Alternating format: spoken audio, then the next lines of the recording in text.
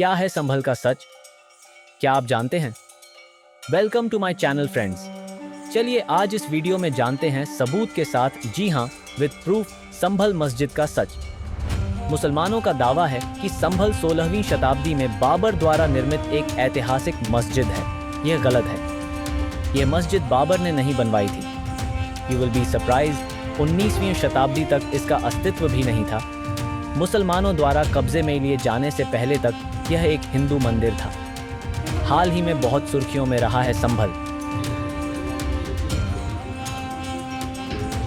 जारी है ये हलफनामे में भारतीय पुरातत्व विभाग की तरफ से दावा करते हुए कहा गया कि शाही मस्जिद की देखरेख करने वाली कमेटी ने भारतीय पुरातत्व विभाग की प्राचीन इमारत और पुरातत्व अवशेषों के संरक्षण अधिनियम का उल्लंघन किया है।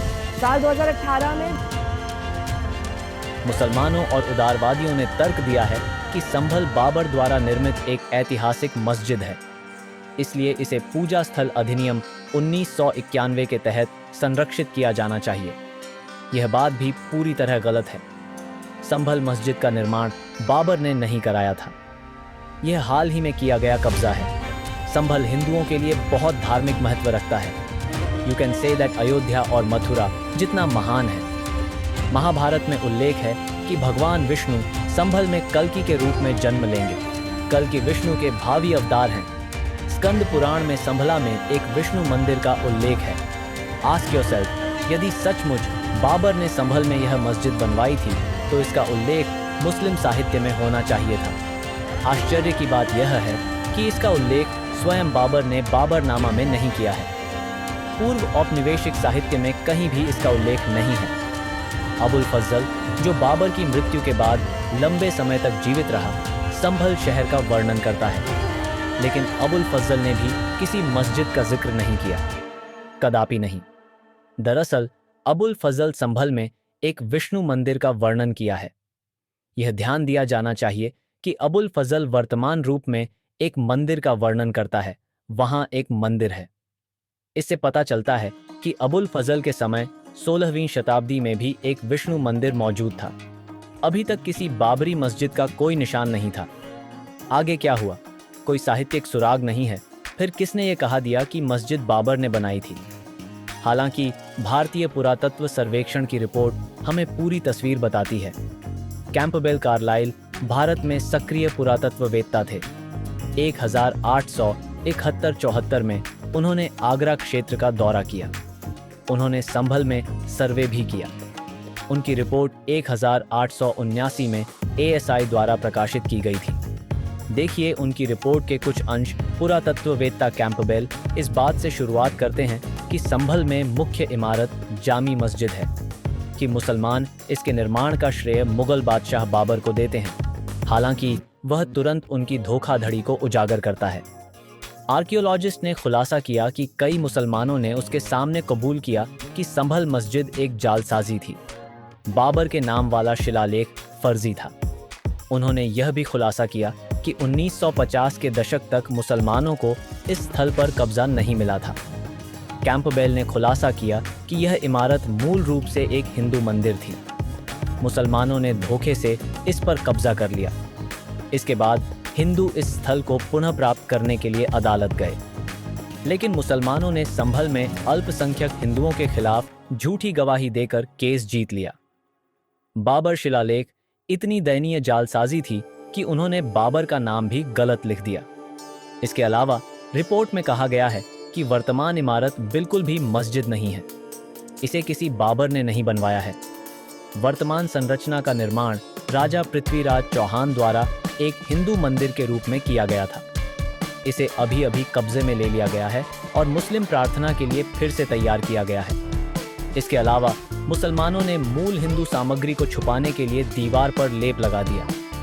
पुरातत्ववेत्ता को ऐसे कई स्थान मिले जहां प्लास्टर टूटा हुआ था। वह स्पष्ट हिंदू सामग्री और कला देख सकते थे। मुसलमानों ने मूर्तियों को नीचे की ओर मोड़ दिया और उसी हिंदू सामग्री का पुण्य उपयोग किया। मुसलमानों ने इतनी अधिक मात्रा में पत्थर हटाए कि इमारत की दीवारें पतली और घटिया हो गईं। इस तरह एक भव्य मंदिर को इस मस्जिद में बदल दिया गया। पुरातत्ववेत्ता ने बांसुरीदार स्तंभ, कृष्ण का जैसे कुछ टुकड़े भी खोदे।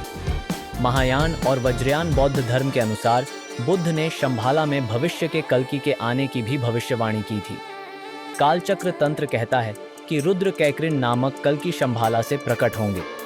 वह एक महान युद्ध में पैगंबर मधुमती के म्लेच्छ अनुयायियों को नष्ट कर देगा और कलयुग को समाप्त कर देगा। इसलिए चीनी भी संभल की तीर्थ यात्रा करते थे। जब मोहम्मद बिन तुगलक ने संभल में मंदिरों को नष्ट कर दिया तो चीन के सम्राट ने एक दूत भेजा। उसने तुगलक से मूर्ति वाले मंदिरों के पुनर्निर्माण की अनुमति मांगी। हालांकि तुगलक ने यह कहते हुए अनुरोध को अस्वीकार कर दिया कि उसका धर्म इस्लाम उसे इस तरह के अनुरोध को स्वीकार करने की अनुमति नहीं देगा। उसने चीन के सम्राट से इसके बदले उसे जजिया देने को कहा। इतिहासकार बृजेंद्र मोहन शंखधर ने संभल पर अपना शोध किया। उन्होंने संभल एक ऐतिहासिक सर्वेक्षण पुस्तक प्रकाशित की। वह लिखते हैं कि संभल मस्जिद का निर्माण बाबर ने नहीं कराया था और तथाकथित बाबर का शिलालेख सभी समय का एक महान ऐतिहासिक जालसाजी है। पुरातत्वविद कैंपबेल और इतिहासकार बृजेंद्र मोहन ने निष्कर्ष निकाला है कि संभल मस्जिद का निर्माण 15वीं शताब्दी में बाबर ने नहीं कराया था।